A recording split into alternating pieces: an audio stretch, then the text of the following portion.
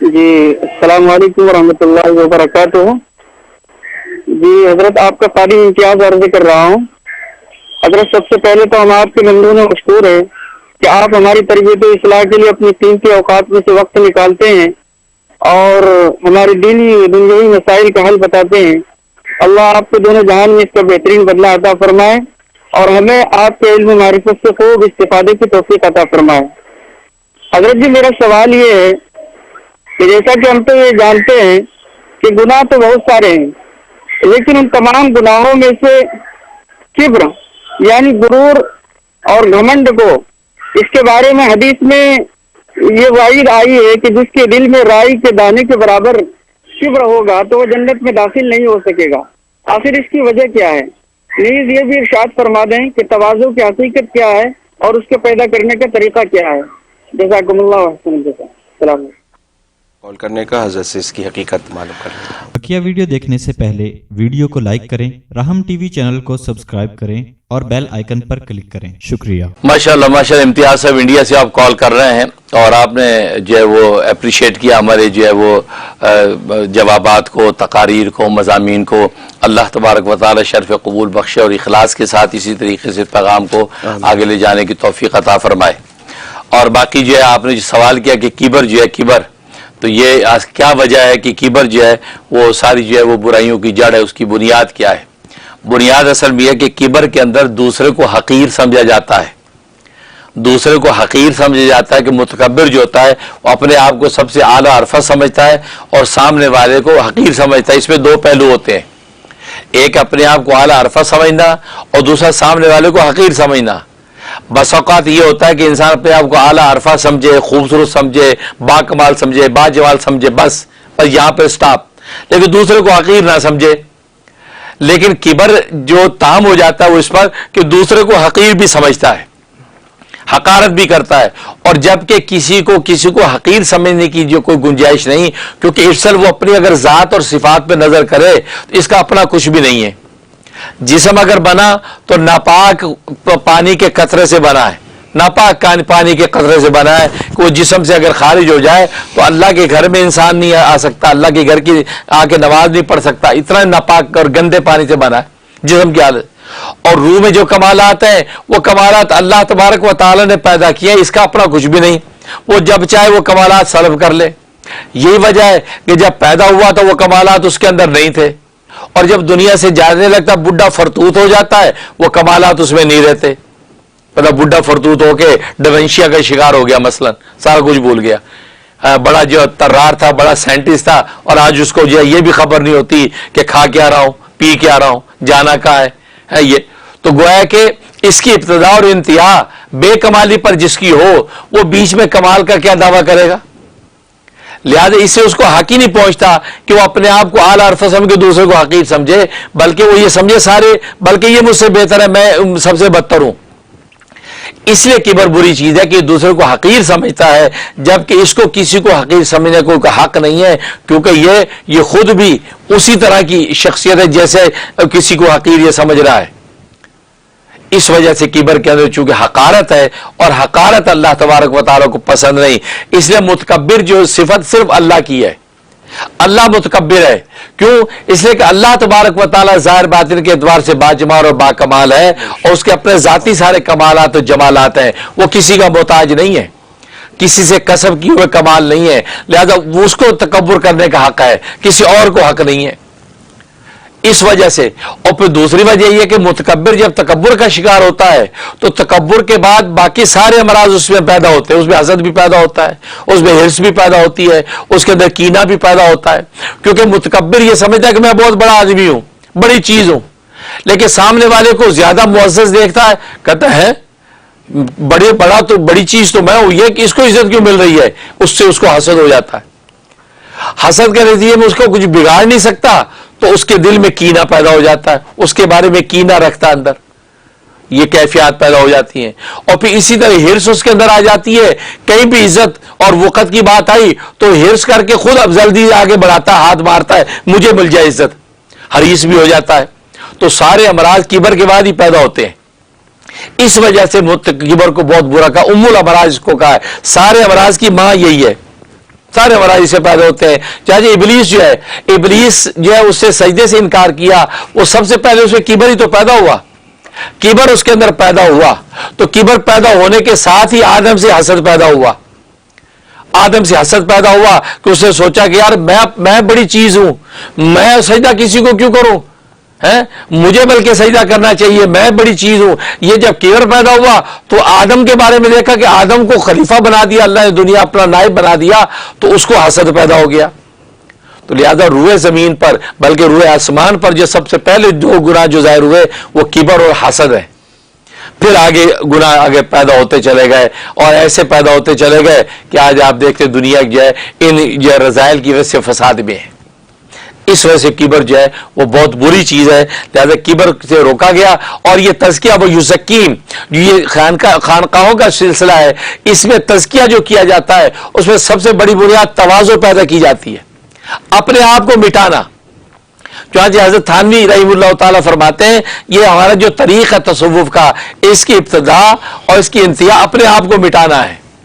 जब अपने आप को इंसान मिटाता है, फनाइयत में जाता है और समझता है मैं कुछ भी नहीं हूं, कुछ भी नहीं हूं, जब ये इसमें जाता है, अब इसका किबर जब टूटता है तो तवाज़ु पैदा होती है और तवाज़ु के नतीजे में इसके अंदर कमालात सर उठाते हैं।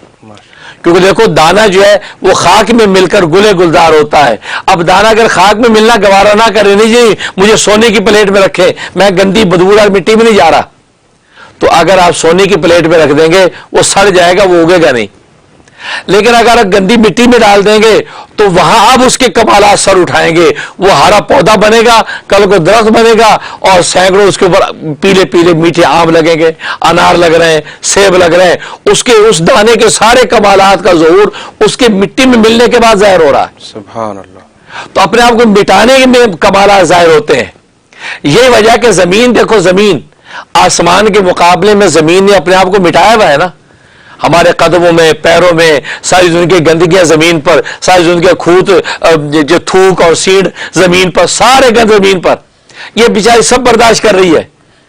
आसमान तो उसे पानी बरसाता है ना, रोशनी देता है, लेकिन जमीन सारी गंदगियां बर्दाश्त कर रही है और मुतकब्बिरीन के जो है वो तकब्बुराना कदम भी बर्दाश्त करती है। तो अल्लाह ने कमाल सबसे ज्यादा जमीन में रखे। इंसान की सारी जरूरतें कमाल जमीन से मिलती है, खाना पीना, पहनना, ओढ़ना, रहना, सहना, और दुनिया की आज हर चीज, ये जितनी दुनिया की जदीद साइंस टेक्नोलॉजी की जितनी इजादात है सारी जमीन से। अल्लाह अकबर। हर चीज जमीन से है, आपके कपड़े लत्ते भी जमीन से है, चाहे इसी जमीन से उगे, कॉटन होगी, धागा बना, कपड़ा आपके सामने।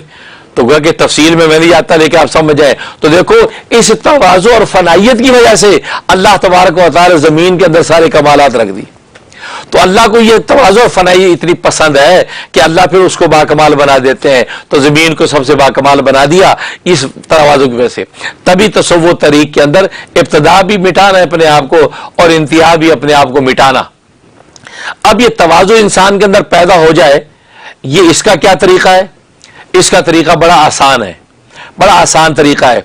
हज़रत हकीमुल उम्मत मुजद्दिद मिल्लत मौलाना अशरफ अली थानवी रहमतुल्लाह ताला फरमाते हैं कि जब किसी सामने किसी की ऐब और खामी को देखो और अपने कमाल पे तुम्हारी नजर हो, तो तुम ये सोचो कि इसकी खामी तो मुझ पर जाहिर हो गई, इसका कमाल मुझ पर जाहिर नहीं हुआ।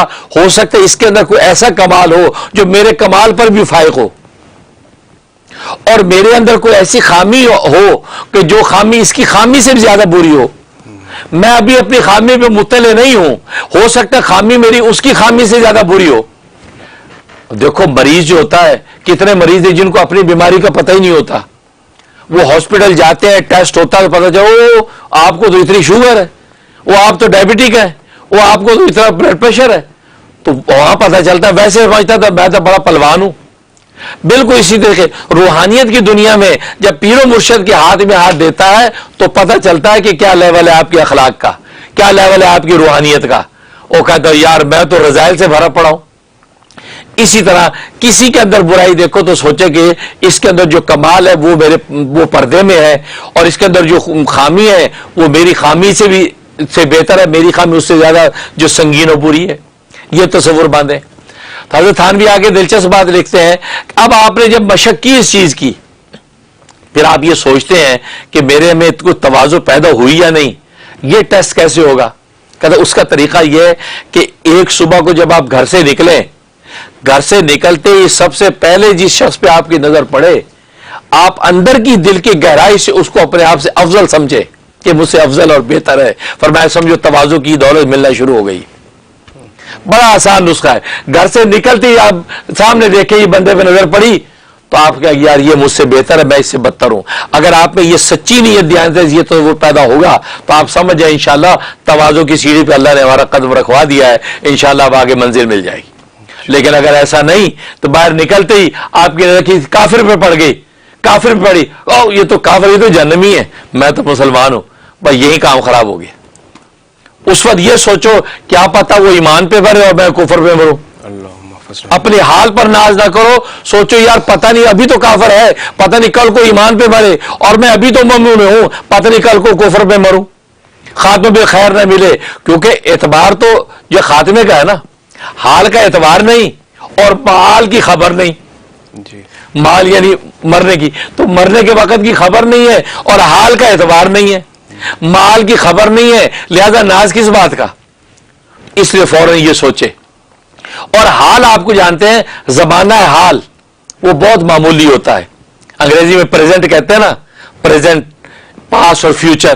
ایک پاسٹ ہے، ایک پریزنٹ ہے، ایک فیوچر ہے. پریزنٹ کا زمانہ کتنا ہوتا ہے؟ یعنی زمانہ حال، زمانہ ماضی کتنا ہوتا ہے؟ چند لمحے ہوتے ہیں. ابھی پریزنٹ تھا، ابھی وہ ماضی بن گیا، ابھی وہ مستقبل ہے اور ساتھ ہی حال بن گیا. اتنا شارٹ زمانہ ہے حال کا کہ اس کو حال آپ کیا کہیں گے؟ کچھ بھی نہیں. تو جو خود اپنی ارسال اپنی ذات میں اتنا مختصر ہے اس میں ناز کیسے؟ آپ سٹینڈ کتنی دیر کریں گے اس پہ؟ یا ماضی بنے گا یا مستقبل کا انتظار. تو معلوم ہی ہوا کہ خاتمہ.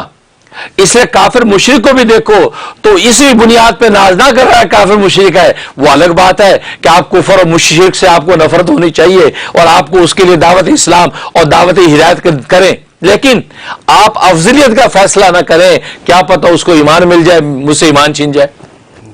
اس لیے اللہ کو یہ کبر اور یہ سر اٹھانا گوارا نہیں ہے. جھکے رہو گے تو ظاہر جھکتا وہی ہے جو پھل فروٹ سے بھرا درخت ہوتا ہے، وہ جھکتا ہے. جو ٹون مونڈ درخت ہوتا ہے جب وہ ٹہنی وہ سر اٹھاتی ہے. سر اٹھانا اللہ کو گوارا نہیں ہے. اس انداز سے آپ میں تواضع پیدا ہو سکتی ہے اور یوں آپ اپنی تواضع کا ٹیسٹ کر سکتے ہیں.